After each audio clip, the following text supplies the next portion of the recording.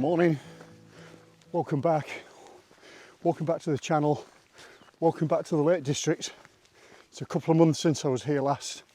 I was over on Blencathra. It was blowing a gale, it was icy conditions, completely the opposite of what it is today. The clouds down a little bit, but I'm expecting that to lift a little bit later on. I've got a route planned. I've never attempted it before, although I've done all the mountains that I intend to do today on at least a couple of occasions, if not more.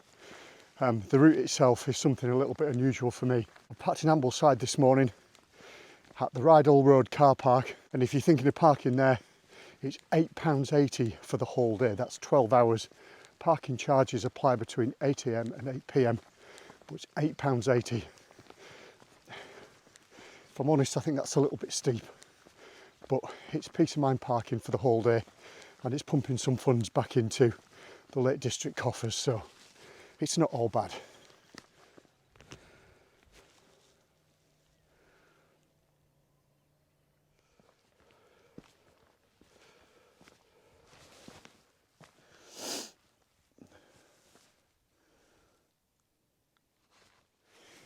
So here I am at the summit of Loughrigg. The trig point's seen better days. Could have fallen over for a number of reasons, that, but probably a lot safer where it is. You can see behind me where I've come from. It's Ambleside down there, looking over to Windermere. But we're not going that way. We're heading in this direction, over towards the Langdale Pikes. It's a few years since I've been to the Langdales. And the last time I climbed them from Stonethwaite and came up the back way. And it was a very, very misty day. Probably the thickest mist that I've ever walked in the Lake District. It was unbelievable. It was only until I started to drop some significant height that I gained some visibility again.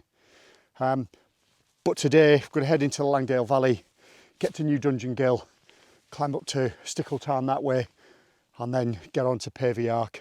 Not doing Jack's Rake, although we'll take a look at it. But that's not the purpose of the day. The purpose of today is to get out, stay out, get some serious miles in.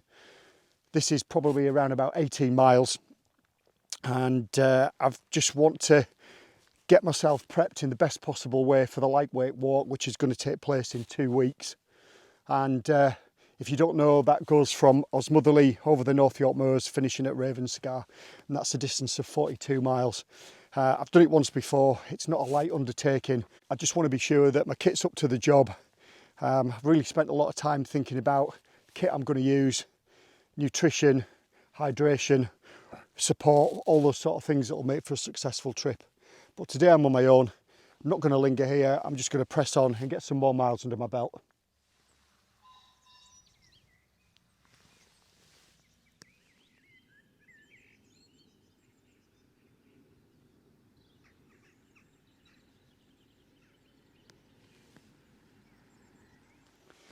So that is a fairly steep descent from Loughrigg.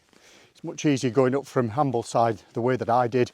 It's a lot more gradual, paths are nice and twisty. You get a great view from the top, but my word, it's quite steep on the way down. But I've gone through all that, and it's just passing through some farmland now.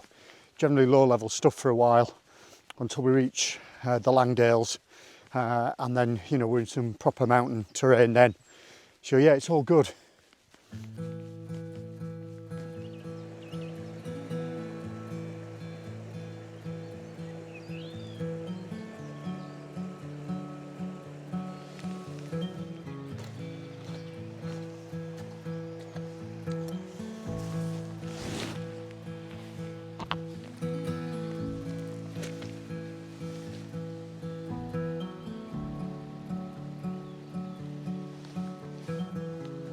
So I'm just going to sit here and have something to eat and drink. I've been going about 2.5 hours, so I think I've earned it. And I just wanted to go through my hydration for today and what I'll be planning to do for the lightweight walk. So I've got my water bladder there. That's an Osprey one. It's got a really decent seal on the top too, but with the tube as well, carries 2 litres, and I'm not stopping to drink out of a bottle all the time, so you can keep moving quite nicely with that. I brought some coffee today. I probably won't take any coffee with me when I do the lightweight walk, although I have arranged some support and I'll be able to get a hot drink there. And the other thing that I'll be taking with me is this Sawyer, the mini Sawyer water filtration system, which means I can pretty much drink on the go. And I've also got myself some electrolyte tablets as well, because you know, I haven't done a massive amount of work today, but I can already tell that I've been sweating and I just need to replace those electrolytes. It's so important for hydration, because even a small amount when you're dehydrated can affect your decision making capabilities and your performance. So I just want to make sure I keep on top of that, and this is all part of it. So I've just filled up from the stream. I'm just going to pop that in there and then let it dissolve. I wouldn't dream of drinking from a river and stream, no matter where it is in the country or how high I am, without filtering the water first. That's why it's important to bring this with me. The other alternatives are water purification tablets, but I always find that they leave quite a chemical taste. It's not particularly pleasant to drink. And the other alternative is to boil it. Well, I've not got my wild camping stuff with me or my stove or anything like that, so I'm a bit limited. So I will filter it. It should do the job anyway. And sometimes even when I'm wild camping, what I'll do is I'll filter the water first and then boil it just to be sure. But this is good. I've popped the hydration tablets in. I'm going to net this now. I'm going to carry on because I'm not too far away from New Dungeon Ghyll. Okay, so before I go much further, if you've enjoyed the video, leave a thumbs up. If you can leave a comment below, let me know if you attempt this route. I will leave a link to the OS maps in the description below. I'll also leave a link to all the gear that I'll be taking with me on the lightweight walk and the 100,000 step challenge that I'll be doing in a couple of weeks. And if you subscribe to the channel and hit the bell notification, you'll get a heads up every time I post a video, and that will be much appreciated. And that cloud doesn't look as if it's lifting too much. You can just see behind me the Langdale Pikes coming into view. It doesn't look amazingly promising, but at least it's dry.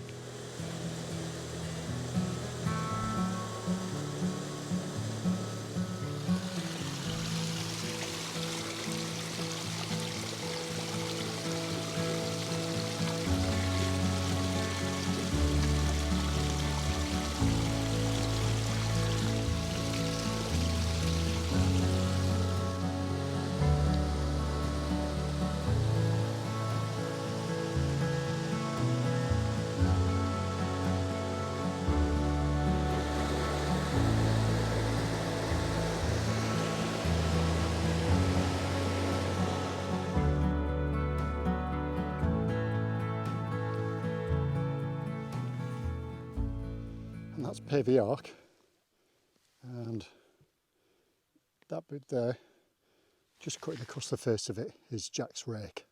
It's a grade 1 scramble. It's not too difficult in dry conditions. The route finding is really easy. You're just very, very exposed to the left hand edge. But yes, done that a couple of times at least. So I made it to Stickle Tarn, and that path up the side of Stickle Ghyll is a real slog. But there's plenty of nice scenery. It didn't take too long. I'm really glad to be here. But as you can see, the clouds down on the higher tops. I don't think we're going to get much of a view, which is a shame, but at least it's dry. And I think when I get to the top of Pavey Ark, I'll have been going at least another 2 hours since I last stopped. So I've earned another bite to eat and another drink. So I'll see you at the top of Pavey Ark. Right, well, according to my altimeter, I think this is the summit of Pavey Ark. And again, you could be absolutely anywhere. Never mind, we'll press on. And the next objective is Harrison Stickle, which is somewhere over in that direction. What I will do now is I'll just talk you through the nutrition side of things and how I'm just switching it up a little. So if I just bring you around there,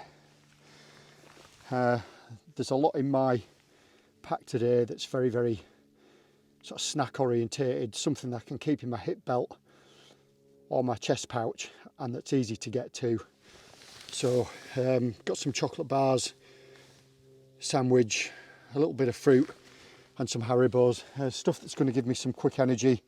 I'm not introducing anything into my diet that's going to cause me any gastric upset.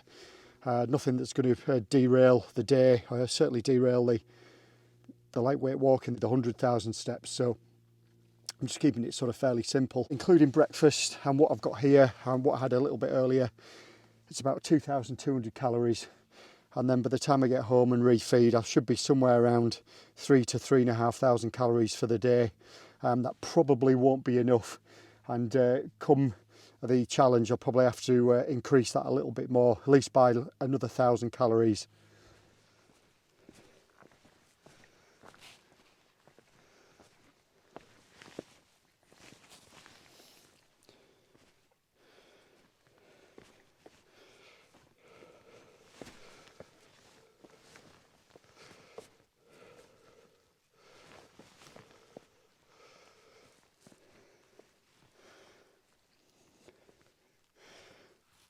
Well, this looks to be the summit of Harrison Stickle, and at 735 metres, I think it probably is. Again, nothing to see, no matter which direction you look, but it does feel as if that sun is trying to break through. So I'm still holding out a little bit of hope for the rest of the afternoon, but let's not get too excited. I just knew if I stuck with it long enough, the views would start opening up, and turning around that way. That lovely domed one there, that is Pike Stickle. And then we're going to head off the back of that and then head over to High Raise. So, yeah, not too bad. Could be a lot worse, but at least it's opening up a little bit. It's promising.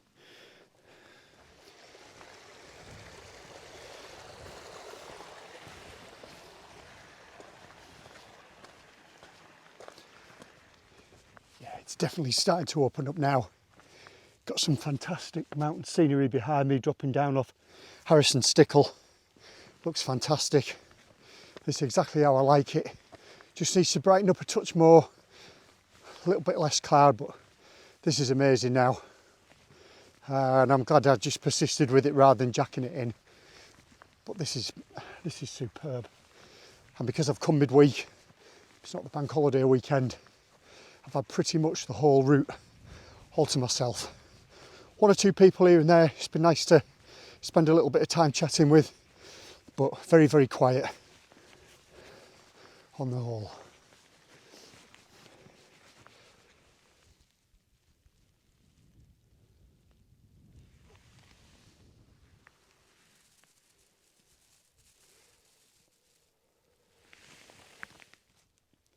Well, this is the summit of Pike Stickle. And what a great summit this is. Some cracking views, even if the cloud is a little bit thick. You can just see over to the Lakeland Fells over there, behind Pike Blisco. But in terms of Crinkle Crags, Bow Fell, Pike, nothing to be seen today. And then, if I just spin you around one more time, that's Mark Cragmore, that's the way we're going to go. It's a bit of a lonely old walk, quite bleak, and that's going to drop us to the back of the Pikes and then onwards towards High Raise. So I think I'll put all my stuff away and just get my head down and get this cracked off. And maybe stop for something to eat.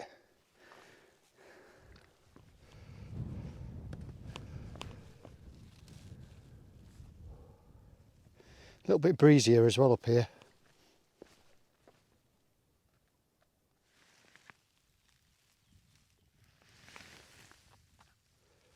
So what I initially thought was the path that cut across Mark Cragmore to Stakes Pass wasn't. It was the a path that leads to Thunacar Knott.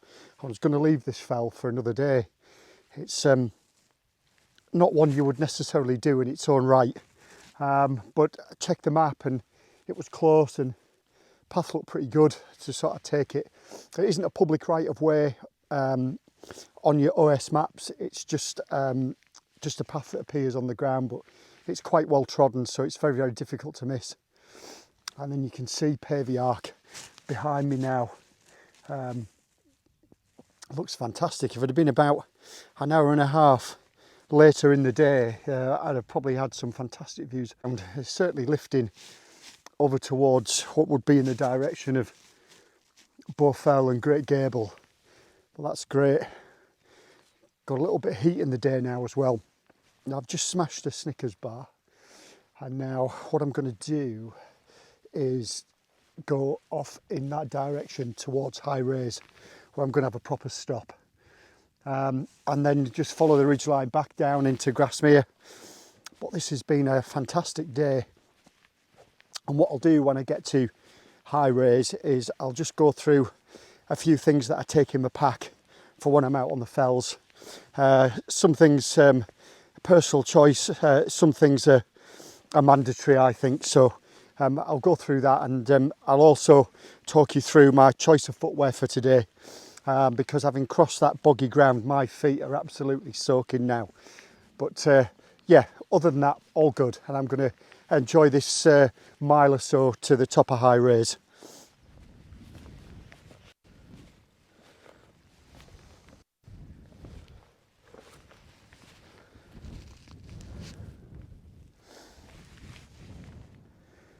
Because I've just reached the summit of High Raise, and it might not be everyone's favourite Lakeland Fell, but it certainly comes in my top 5. And the reason for that is it's centrally located. In fact, it probably is the most central fell in the Lake District itself.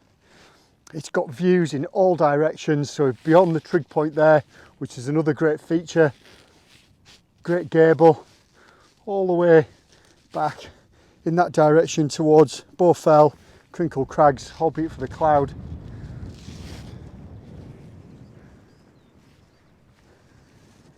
It's all a little bit murky that way towards Helvellyn and the Eastern Fells, and then you can pretty much make out behind me where we've come from and the Langdale Pikes.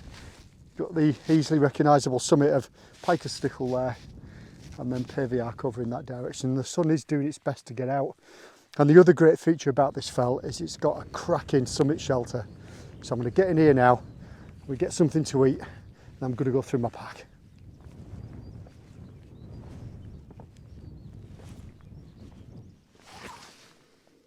So no matter what pack I'm carrying in the fells, whether that's this 32 litre one or my Osprey one, which is slightly bigger at 48 litres, the contents pretty much stay the same. So this is an Classic 32 litre bag. It's pretty lightweight. I bought this around about 8 or 9 years ago when I fancied myself as a bit of a fell runner. I did a couple of mountain marathons with it, and quickly realised it wasn't for me. But that tends to do the job on most of my shorter days, or certainly ones where I'm not wild camping. And so in that I take a number of different items. This here, another dry bag, keeps all my tech in there, so my power bank, all my charging leads and things like that. That is nicely sealed in that, so they'll keep dry. Plenty of spare clothing. I've got a micro fleece there. In this stuff sack I've got a Berghaus, or what best to call it. It's basically it slips on over the top of your rainproof jacket. It's almost made of something similar to parachute silk. It's very easy for slipping on and off, so you don't have to take off your jacket and get cold in order to put another mid layer on when you stop.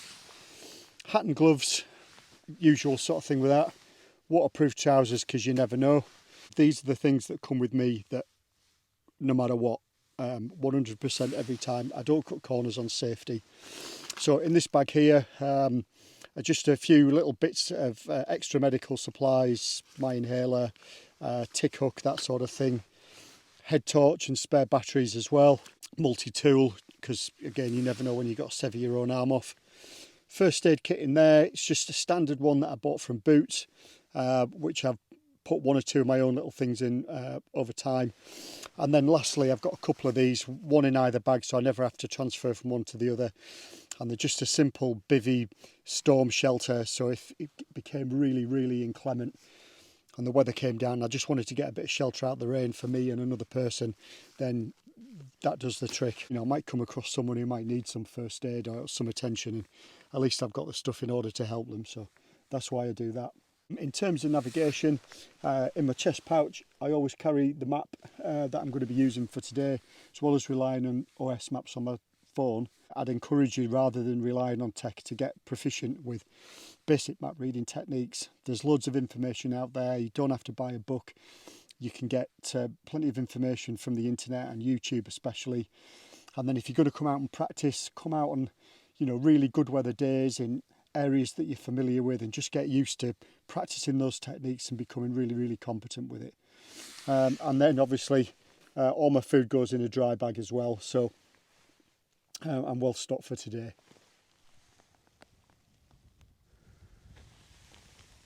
So that fell behind me is Sergeant Man. That's my 8th fell of today. Couldn't really get much of a photograph or any video at the top because there's a group of fell runners that had arrived just moments before I did. So I'm going to follow the ridge along Blea Rigg to Silverhow and then back to Grasmere. And the view's not brilliant, but it's an awful lot better than it was first thing this morning. So I'm going to just enjoy this, just take my time, just make sure I get off safely. And yeah, I think I've probably got about 2.5 hours worth of walking left. But we'll just follow this path as it winds its way through the crags.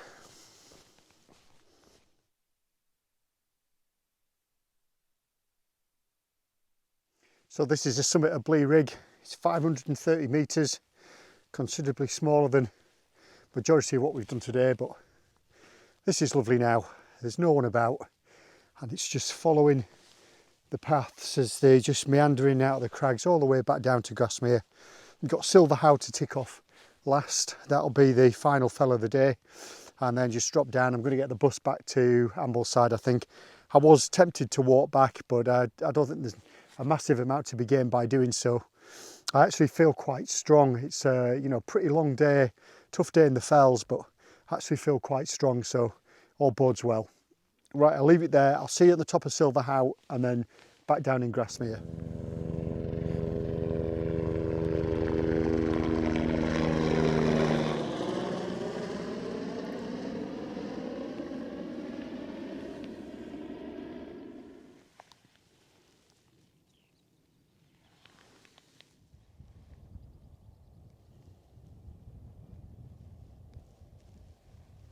That's really steep. That's a really steep descent.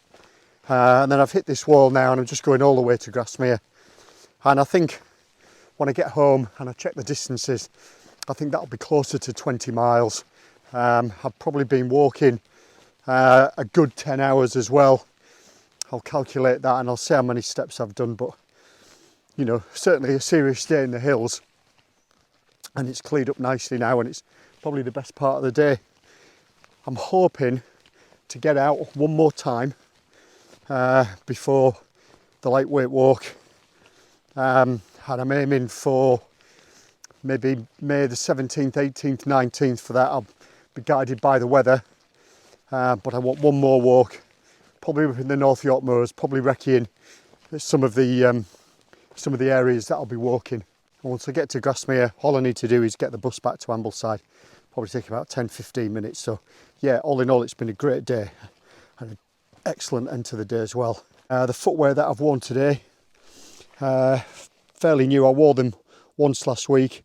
These are the La Sportiva Akasha 2. It was quite clear that if I was going to do some long distance walking, that doing them even in the keen trail shoes that I've got was going to cause me some issues, whether that was blisters or just slightly too heavy on my feet. So I did a bit of research. These were what I recommended. I've got 2 pairs of socks on. One sort of like a sports trainer sock with padding on the heel and the ball of the feet, and then one sort of standard sock over the top. So I haven't felt any hot spots. I will check my feet when I get back just to make sure that everything's in order, but they've been great. And what's really impressed me about these shoes, they've handled every type of terrain today without any problem at all, particularly on descents, wet grass as well. They've really gripped the surface, so I've been really impressed with that. Right, let me get to Grasmere now and I'll see you next time.